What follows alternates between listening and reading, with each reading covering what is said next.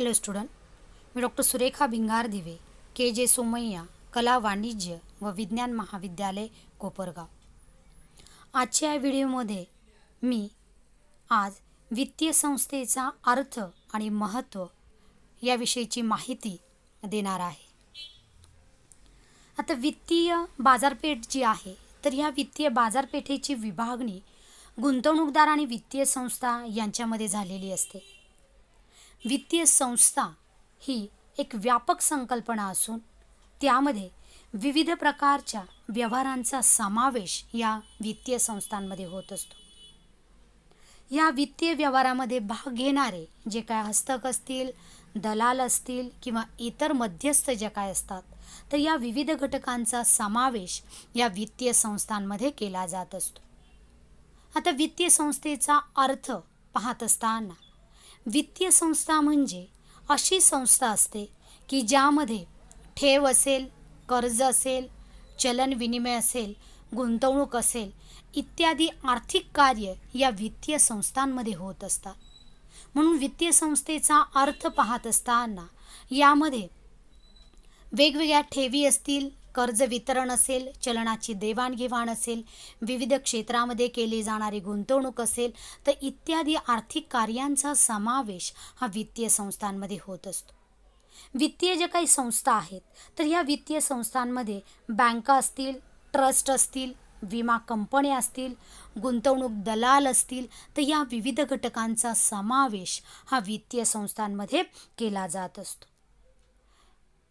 वित्तीय संस्थांचा विचार करत असताना यामध्ये वेगवेगळ्या घटकांकडील जी काही बचत असते, तर त्या बचतीचं एकत्रीकरण या ठिकाणी केलं जातं आणि या बचतीचा उपयोग विविध ठिकाणी गुंतवणुकीसाठी किंवा कर्ज पुरवठ्यासाठी याचा उपयोग होत असतो. वित्तीय क्षेत्र जर विकसित व्हायचं असेल, तर त्यासाठी वित्तीय संस्था ज्या काही आहेत, तर त्या वित्तीय संस्थांचं महत्त्व हे अनन्यसाधारण आहे. वित्तीय संस्थांचं महत्त्व पाहत असताना सर्वात प्रथम अर्थव्यवस्थेमध्ये वित्तीय क्षेत्राची जी काही भूमिका आहे किंवा जिचं महत्त्व जे आहे, तर ते महत्त्व अत्यंत महत्त्वाचं आहे. थोडक्यात काय की अर्थव्यवस्थेमध्ये वित्तीय क्षेत्राची महत्त्वाची भूमिका असते. वित्तीय क्षेत्र विकसित होण्यासाठी वित्तीय संस्था ज्या काही आहेत, तर त्या वित्तीय संस्थांची भूमिका ही अत्यंत महत्त्वाची आहे. ह्या ज्या काही वित्तीय संस्था आहेत, तर ह्या वित्तीय संस्थांमध्ये दोन विविध घटकांचा विचार या ठिकाणी केला जातो. एक म्हणजेच बँक वित्तीय संस्था. या ज्या काही संस्था असतात, तर यामध्ये व्यापारी बँका, सहकारी बँका, खाजगी बँका यांचा समावेश होत असतो. आणि दुसरा महत्त्वाचा घटक म्हणजेच बँकेतर वित्तीय संस्था. या संस्थांमध्ये खाजगी व्यक्तींची मालकी असते, त्या विकेंद्रित स्वरूपाच्या असतात आणि यांचा मुख्य हेतू नफा मिळवणे असतो. या ठिकाणी आज वित्तीय संस्थांचं महत्त्व विशद करत असताना सगळ्यात महत्त्वाचा आणि पहिला घटक जो काही आहे, तो म्हणजे बचत आणि गुंतवणुकीस प्रोत्साहन देणं. वित्तीय संस्था ज्या आहेत, तर ह्या वित्तीय संस्था वेगवेगळ्या ठिकाणाहून बचत गोळा करण्याचं महत्त्वाचं कार्य करतात आणि ही जमा झालेली ठेवीच्या स्वरूपामधील बचत वेगवेगळ्या क्षेत्रामध्ये गुंतवणूक करण्याचं महत्त्वाचं कार्य या वित्तीय संस्था करत असतात. मग आता लोकांना वेगवेगळ्या आकर्षक व्याजदर याचं प्रलोभन देऊन बचती गोळा करण्याचं कार्य या वित्तीय संस्था करत असतात आणि जमा झालेली बचत जी आहे, तर ती बचत गुंतवणूकदार असतील, व्यावसायिक असतील, तर यांना कर्ज रूपाने देण्याचं महत्त्वाचं कार्य या ठिकाणी केलं जातं. म्हणून बचत आणि गुंतवणुकीस प्रोत्साहन देण्याचं महत्त्वाचं कार्य वित्तीय संस्था करत असतात. दुसरा महत्त्वाचा घटक गुंतवणुकीस मदत. समाजामध्ये गुंतवणूक करणारे जे काही घटक आहेत, तर ते घटक लहान मोठ्या आकाराचे असतात. गुंतवणूकदार आपापल्या व्यवसायाची सीमा ठरवून कर्जाची मागणी करत असतात. म्हणजेच काय की लहान व्यावसायिकांची कर्जाची मागणी ही कमी असते, मोठ्या उद्योजकांची किंवा व्यावसायिकांची कर्जाची मागणी जी आहे, तर ती अधिक असते. बँका आणि बँकेतर वित्तीय संस्था ज्या आहेत, तर त्या सर्व प्रकारच्या कर्जदारांना कर्ज देण्याचं महत्त्वाचं कार्य करत असतात. कर्ज देत असताना कर्जावरील व्याजाचा दर हा वेगवेगळा असतो.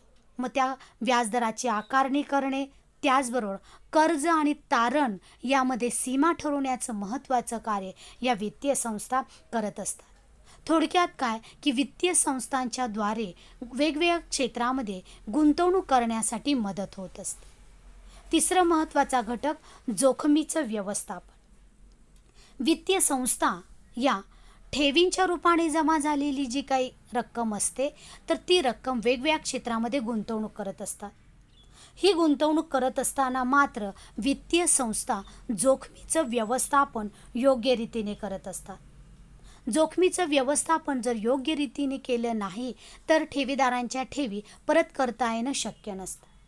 या जोखमीमध्ये नैसर्गिक संकटे असतात, अनैसर्गिक संकटे असतात.